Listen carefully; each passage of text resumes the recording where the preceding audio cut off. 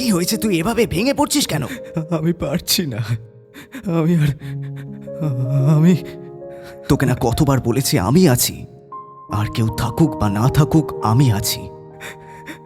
ছোট থেকে আমি প্রত্যেকটা মানুষের কাছে সম্পূর্ণভাবে ক্লোজ হওয়ার চেষ্টা করেছি, সম্পূর্ণভাবে নিজেকে ইনভলভ করার চেষ্টা করেছি, কিন্তু কিছুতেই কারোর বেস্ট ফ্রেন্ড, কারোর কাছের মানুষ, কারোর প্রিয় মানুষ হয়ে উঠতে আমি পারিনি।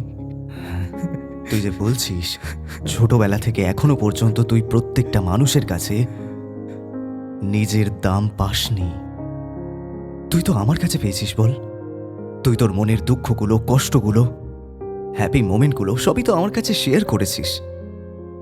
তাহলে আজকে আমায় দরকার নেই? আজকে কি আমার দরকার কমে গেছে? বোকার মতো কাঁদিস না, নিজেকে সামলা।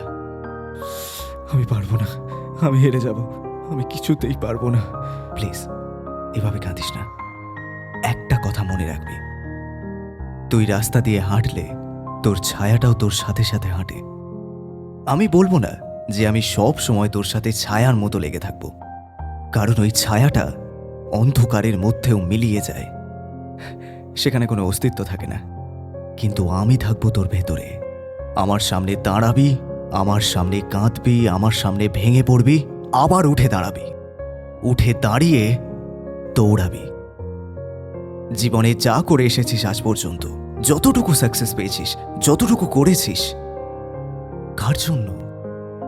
আমাদের জন্য তো।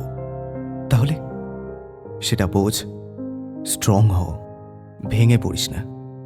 আমি আছি তোকে সামলানোর জন্য, সবসময় থাকবো।